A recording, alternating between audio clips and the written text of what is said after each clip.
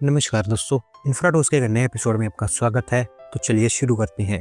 पहली खबर की शुरुआत करते हैं पुणे एयरपोर्ट से, जहां पर दोस्तों इसके एक्सपेंशन को लेकर महाराष्ट्र सरकार उनकी साइड से पूरी तरह से तैयार है और इसके एक्सपेंशन को लेकर proposal airport authority of India के पास में सबमिट कर दिया गया है।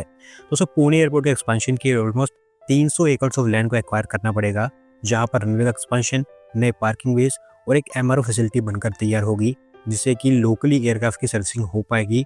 प्राइवेट एयरक्राफ्ट और हेलीकॉप्टर्स के लिए एक डेडिकेटेड टनल भी यहाँ पर सेटअप करने की बात की गई है। हालांकि अभी मिनिस्ट्री डिफेंस की अप्रूवल पेंडिंग है, पर क्योंकि महाराष्ट्र सरकार को उम्मीद है कि वो उनको मिल ही जाएगी, तो इसी के चलते ये एक्सपेंशन का proposal airport authority of India के पास में सबमिट किया गया है। देखते हैं कि एयरपोर्ट अथॉरिटी ऑफ इंडिया यहाँ पर क्या रिस्पॉन्स देती है। अगली दो अपडेट नोएडा से है, जहाँ पर Yamuna expressway industrial development authority 100 एकड़ ऑफ लैंड अलॉट करने जा रही है न्यू हॉलैंड को, और इसके लिए लेटर ऑफ इंटेंट इशू किया गया है। दोस्तों न्यू हॉलैंड के बारे में मोस्टली आप जानते होंगे, क्योंकि globally one of the largest tractor manufacturing company मानी जाती है। मोस्टली दूसरे नंबर पर आती है जॉन डीयर के बाद। आज से कुछ हफ्ते पहले इन्होंने प्रपोजल भेजा था यूपी सरकार के पास एक नई ट्रैक्टर फैक्ट्री को लेकर, जहां पर उनका कहना था कि वो नोएडा एयरपोर्ट के आसपास ही इस फैक्ट्री को सेटअप करना चाहते हैं।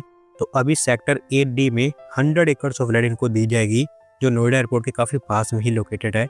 5000 करोड़ रुपीज की यहाँ पर बड़ी इन्वेस्टमेंट होगी और हंड्रेड्स ऑफ नई जॉब्स यहाँ पर आपको जनरेट होती हुई दिखाई देंगी।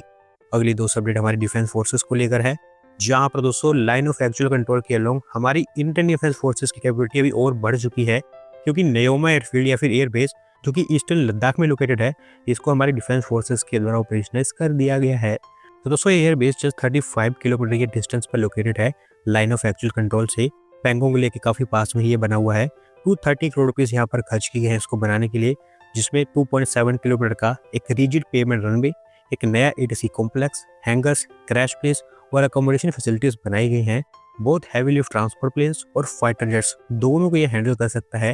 हालांकि इनिशियली तो ट्रूप्स, वेपन्स और डिफेंस सप्लाईज की ट्रांसपोर्टेशन के लिए इसको यूटिलाइज किया जाएगा, लेकिन आगे चलकर मोस्टली जनवरी-फरवरी के आसपास इसको फाइटर ऑपरेशंस के लिए भी इस्तेमाल किया जाएगा। अगली दो अपडेट आंध्र प्रदेश से है, जहां पर दोस्तों CIA पार्टनरशिप समिट से पहले आंध्र प्रदेश सरकार के द्वारा 35 और इन्वेस्टमेंट प्रपोजल साइन किए गए हैं, और इसके थ्रू आंध्र प्रदेश में 3.65 लाख करोड़ रुपीस की और इन्वेस्टमेंट हमें आती हुई दिखाई देगी।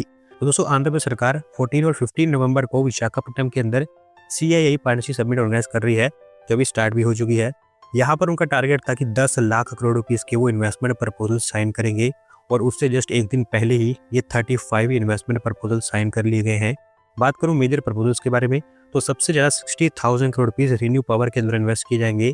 इसके अलावा 31,500 करोड़ रुपीस कार्बोनेटिक LLC के द्वारा, 30,000 करोड़ रुपीस हीरो फ्यूचर के द्वारा, जबकि 18,400 करोड़ रुपीस की इन्वेस्टमेंट दो ताइवानीज कंपनीज फ्लेजियस ग्रुप और क्रिएटिव सेंसर दोनों मिलकर करेंगी। सबसे ज़्यादा इन्वेस्टमेंट यहाँ पर एनर्जी सेक्टर में देखने को मिली है 2.65 लाख करोड़ रुपीस की। अगर ये सारे प्लान्स मटेरियलाइज कर लिए जाते हैं तो आंध्र प्रदेश के अंदर 1.26 लाख जॉब जनरेट हो पाएंगी। अगली दो अपडेट तमिलनाडु से है, जहां पर South Korean EV component maker Samhyun के द्वारा अनाउंस किया गया है कि वह तमिलनाडु के अंदर एक नई फैक्ट्री को सेटअप करेंगे, और इसके लिए चेन्नई के पास श्री पेरुम्बदूर को उन्होंने चुना है। दोस्तों इस फैक्ट्री के लिए इस कंपनी को तमिलनाडु में श्री पेरुम्बदूर के पास 11 एकड़ ऑफ लैंड मिल चुकी है, जो इन्होंने टाटा केमिकल से खरीदी है, और ये ऑलरेडी एक इंडस्ट्रियल लैंड ही है। EV मोटर के कंपोनेंट्स यहाँ पर मैन्युफैक्चर किए जाएंगे। हालांकि अभी ज़्यादा इन्फॉर्मेशन सामने नहीं रखी गई है कि कितनी यहाँ पर इन्वेस्टमेंट होगी और क्या क्या काम यहाँ पर मिली वो करेंगे, लेकिन अगले साल के अंदर अंदर आपको एक फैक्ट्री बनती हुई दिखाई देगी। अगली दो अपडेट हमारी रैपिड रेल को लेकर है, जहाँ पर दोस्तों NCRTC के द्वारा एक नया और unique solar generation programme launch किया गया है RITES प्रोजेक्ट के अंतर्गत, और अभी वो भी रेलवेज की तरह रेल ट्रैक्स के ऊपर सोलर पैनल्स को डिप्लॉय कर रहे हैं।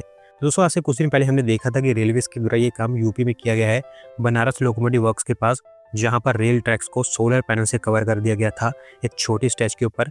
उसी की तरह सेम लाइंस पर NCRTC के द्वारा भी solar on tracks programme launch किया गया है, जहां पर दुहई डिपो पर पिट व्हील ट्रैक पर 28 हाई कैपेसिटी सोलर पैनल्स बिछाए गए हैं, जो एनुअली 17,500 किलोवाट पर एनर्जी को प्रोड्यूस कर सकते हैं। अभी क्योंकि ये पायलट प्रोजेक्ट है, तो अगर ये सक्सेसफुल रहता है, जो कि मोस्टली होगा ही, तो आगे चलकर और भी बहुत सारे एरियाज में काम किए जाएंगे। अगली दो अपडेट डिफेंस डील को लेकर है, जहां पर हमारी मिनिस्ट्री डिफेंस ने 2095.7 करोड़ रुपीस की एक डिफेंस डील साइन कर ली है भारत डायनामिक्स लिमिटेड के साथ में, और इसके अंतर्गत हमारी डिफेंस फोर्सेस के लिए INVAR एंटी टैंक मिसाइल्स खरीदी जाएंगी। दोस्तों जिन लोगों को मिसाइल के बारे में नहीं पता उनको बता दूं कि ये एक प्रिसीजन गाइडेड मिसाइल है जिसको टैंक से लॉन्च किया जा सकता है। वैसे ओरिजिनली इसको रशिया में बनाया गया था, लेकिन इंडियन आर्मी भी लंबे समय से इसका इस्तेमाल करना चाहती थी और अभी वो कर भी रही है। मेनली T-90 बैटल टैंक्स में इनका इस्तेमाल होगा और उसी के लिए ही मिनिस्ट्री डिफेंस इनको खरीदेगी। अगली दो अपडेट हमारे एक्सपोर्ट्स को लेकर है, जहां पर दोस्तों इंडियन एक्सपोर्टर्स को सेफगार्ड करने के लिए भारत सरकार के द्वारा एक्सपोर्ट प्रमोशन मिशन लॉन्च कर दिया गया है और यहाँ पर उन्होंने 45,000 करोड़ रुपीस का फाइनेंशियल आउटले सामने रखा है। दोस्तों मेनली जो ट्रम्प के टैरिफ्स हैं उन्हीं से हमारे एक्सपोर्टर्स को सेफगार्ड करने के लिए मिशन लॉन्च किया गया है, क्योंकि हमारे एक्सपोर्ट्स को काफी बड़ा झटका लगा है टैरिफ्स के चलते। और अभी यहाँ पर जो 45,000 करोड़ रुपीस एलोकेट किए गए हैं उसमें से 25,000 करोड़ रुपीस मेनली इस मिशन के लिए होंगी, बाकी 20,000 करोड़ रुपीस एडिशनल फंड्स के रूप में एलोकेट किए गए हैं कोलैटरल फ्री क्रेडिट के रूप में। इस मिशन के अंतर्गत भारत सरकार एक्सपोर्टर्स को बेहतर क्रेडिट एक्सेस देगी, नए मार्केट्स में उनकी एंट्री करवाएगी, साथ साथ ब्रांडिंग, वेयरहाउसिंग, इस तरह के जो इश्यूज हैं उनके एरियाज में भी उनको सपोर्ट करेगी। Textile, leather, James and jewellery, engineering goods, marine products, इस तरह के एरियाज जो कि ट्रम्प के टैरिफ के चलते ज़्यादातर हिट हुए हैं उनको यहाँ पर सरकार प्रायोरिटी देने वाली है। अगले 6 सालों तक ये प्रोग्राम वैलिड रहेगा और होपफुली हमें टेंजिबल रिजल्ट्स देखने को मिलेंगे। अगली दो update Mumbai Ahmedabad high speed rail corridor को लेकर है, जहां पर दोस्तों NHRCL के द्वारा Mumbai Ahmedabad high speed rail corridor का प्रोग्रेस हमारे सामने रखा गया है और अभी उनके अकॉर्डिंग 326 किलोमीटर का वायडक्ट कंस्ट्रक्शन कंप्लीट हो चुका है। दोस्तों NHRCL रेगुलर बेसिस पर हर 1-2 महीने के अंदर अंदर इसकी अपडेट देती रहती है और उसी अपडेट के अकॉर्डिंग 326 किलोमीटर का वायडक्ट कंप्लीट हो चुका है। 206 किलोमीटर के सेक्शंस पर नॉइस बैरियर्स और ट्रैक बैरियर कंस्ट्रक्शन कंप्लीट हुआ है। 400 किलोमीटर का पियर वर्क कंप्लीट हो चुका है, जबकि नियरली 50 किलोमीटर के सेक्शन पर OHE मास्क को भी कंप्लीट कर दिया गया है।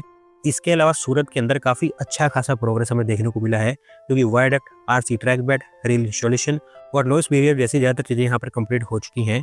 धीरे धीरे अब यह प्रोजेक्ट कंप्लीशन की ओर बढ़ता जा रहा है।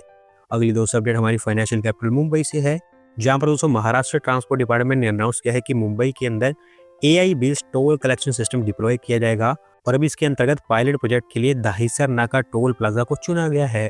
तो दोस्तों बेसिकली ये काम टोल पेमेंट्स को स्ट्रीमलाइन करने और ट्रैफिक फ्लो को इंप्रूव करने के लिए किया जाएगा, ताकि मुंबई के अंदर टोल कलेक्शन जैसी चीज़ों को आसान बनाया जाए।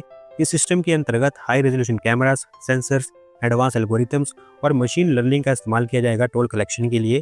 अगर ये पायलट प्रोग्राम सक्सेसफुल रहता है तो मुंबई के अंदर और भी बहुत सारे टोल प्लाजास पर इसी तरह का सिस्टम आपको डिप्लॉय होता हुआ दिखाई देगा। आज की दोस्तों आखिरी अपडेट राजस्थान से है, जहां पर जयपुर देश की ऐसी पहली सिटी बन गई है जहां पर सरकार के द्वारा एयर प्योरीफायर्स लगा दिए गए हैं और फिलहाल 4 अलग अलग लोकेशंस पर ये काम हुआ है। दोस्तों क्लियरली ये तो नहीं बताया गया है कि कौन से डिपार्टमेंट के द्वारा ये एयर प्योरीफायर्स लगाए गए हैं, लेकिन जो रिपोर्ट्स निकल कर आ रही है उसके अकॉर्डिंग जयपुर ट्रैफिक पुलिस के द्वारा काम किया गया है। 8 मीटर लंबे मॉड्यूलर टावर्स लगाकर उनके ऊपर इन एयर प्योरीफायर्स को लगाया गया है, जो हर 1 घंटे के अंदर 1 million cubic metres of air को फिल्टर कर सकते हैं।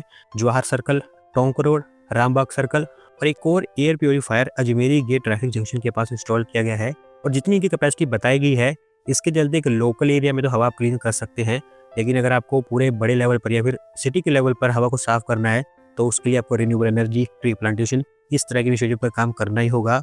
वैसे दोस्तों आपका क्या मानना है कि ये एयर प्योरीफायर्स बेनिफिशियल है और क्या दूसरी सिटीज़ में यह काम होना चाहिए? अपना ओपिनियन कमेंट्स में ज़रूर देना। तो बस आज की वीडियो में इतना ही। अगर आज की वीडियो पसंद आई हो तो वीडियो को लाइक करें, चैनल को सब्सक्राइब करें। धन्यवाद वीडियो को देखने के लिए।